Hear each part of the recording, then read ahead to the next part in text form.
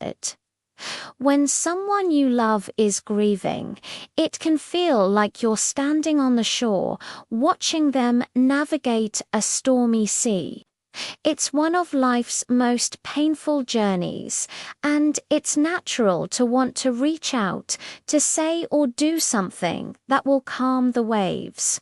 You want to help, you want to comfort them. But sometimes words fall short, and our best intentions can feel clumsy or even hurtful. In today's video, we're going to talk about how to truly support someone who is grieving in ways that bring genuine comfort, not pressure, and express love, not pity. We'll explore how to be a steady anchor for them in their storm. Let's start with a common mistake we all make. When someone we care about is in pain, our first instinct is to try and fix it. We search for a silver lining, a reason, something to make the pain go away. We say things like, "Everything happens for a reason," or "They're in a better place now." But here's the thing, grief isn't a problem to be solved. It's a landscape to be walked through. It's a heavy weight that can't just be lifted off. Your role isn't to remove their pain, but to sit with them in it, to share the silence, to be a quiet, steady presence. Instead of trying to find the right words to make it better, try saying something simple and honest, like, "I don't know what to say, but I'm here with you." That quiet companionship, that unspoken understanding that you're willing to sit in the darkness with them, is often the most powerful comfort you can offer. It says, "You are not alone in this." One of the most important parts of the grieving process is talking. People in grief often need to tell their story, to speak about their loss, to share memories of their loved one over and over again. This repetition isn't a sign they're stuck. It's how they process an overwhelming reality. It's how they make sense of the nonsensical. Your job as a supporter is to become an expert listener. Listen with your full attention without interrupting or trying to steer the conversation. Don't be afraid of the silences. Sometimes, in those quiet moments, the most important feelings surface. And if they start to cry, let them. Tears are not a sign of weakness. They are a sign of love. They are a physical release of emotional pain, and they are incredibly healing. You can create a safe space for them by simply saying, "I'm here to listen." You can talk about them as much as you want, whenever you want. This simple phrase gives them permission to grieve openly, without feeling like they are a burden or that they need to get over it. Think about what happens in the immediate aftermath of a loss. There's often a flood of support. The house is full of people, the phone rings constantly, and meals appear at the door. But as the days turn into weeks, the world starts to move on. People return to their own lives, their own routines. And the bereaved person is often left in a quiet, empty house, facing the vastness of their loss all alone. This is when the real loneliness sets in. True, meaningful support means showing up long after the initial crisis has passed. It means being the person who remembers when others have forgotten. How can you do this? It's simpler than you think. Send a text message a few weeks or months later, just saying, "I was thinking of you today and wanted to send some love."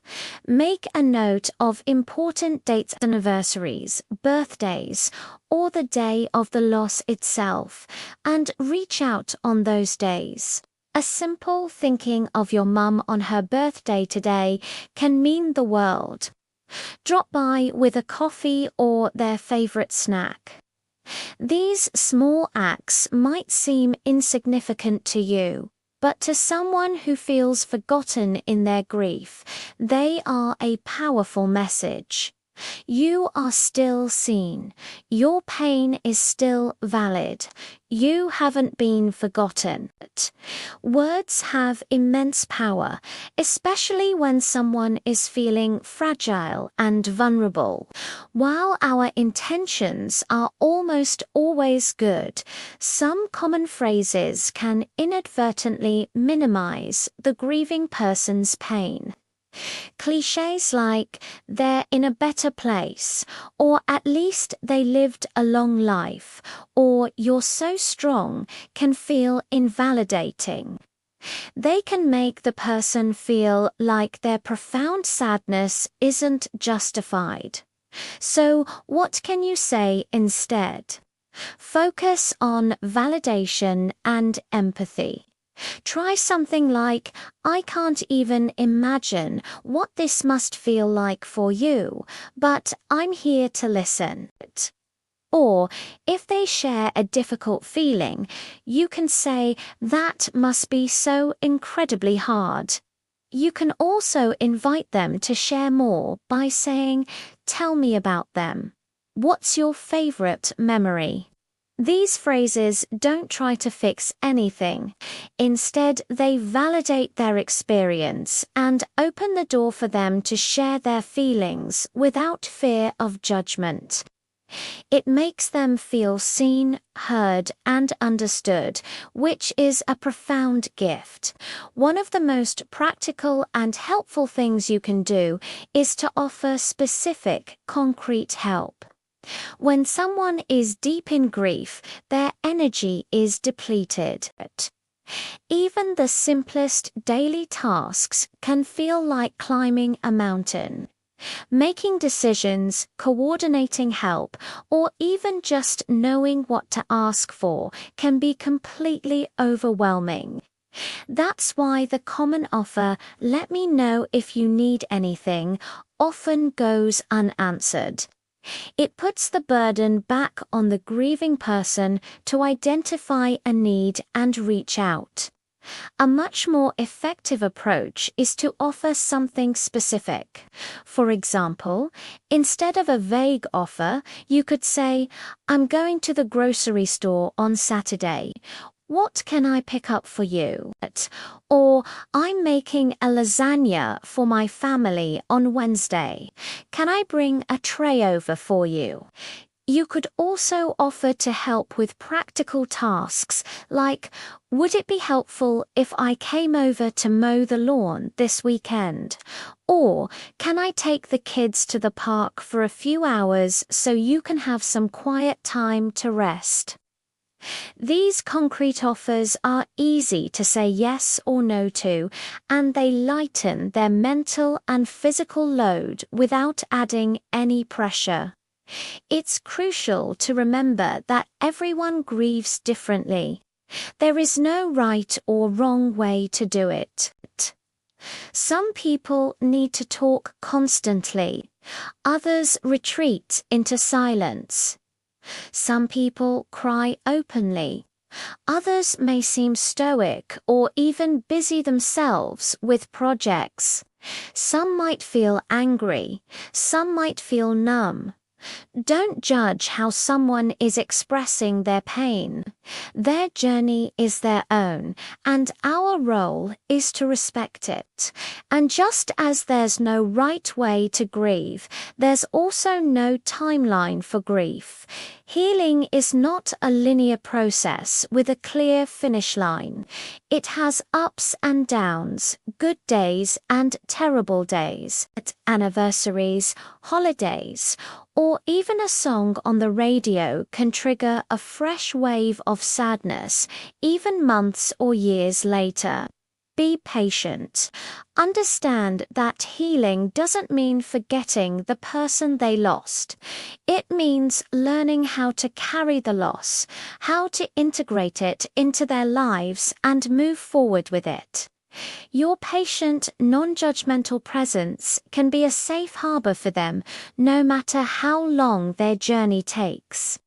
Finally, one of the most beautiful and comforting things you can do for someone who is grieving is to talk about the person they lost.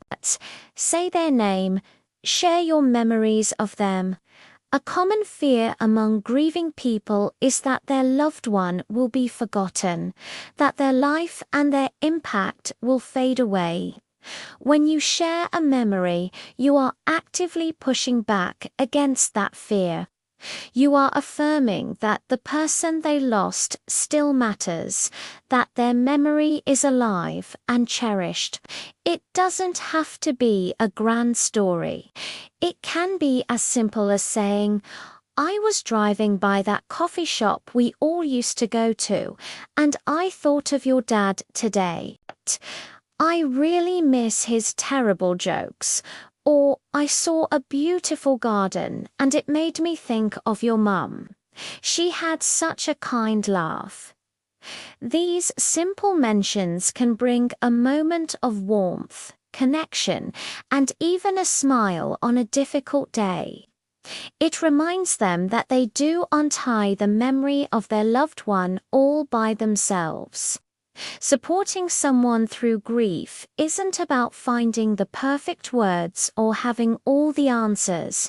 It's about showing up. It's about being present with love, patience, and a willingness to listen. Your steady, quiet presence can be the light that helps them find their way through the darkest of times, one small step at a time. If this video was helpful to you, please give it a like, subscribe for more content on navigating life's challenges with compassion, and maybe share it with someone who could use these reminders today. And if you are the one who is grieving right now, please know this: you are not alone. Be gentle with yourself. Healing takes time, and you are doing so much better than you think. Thank you for watching.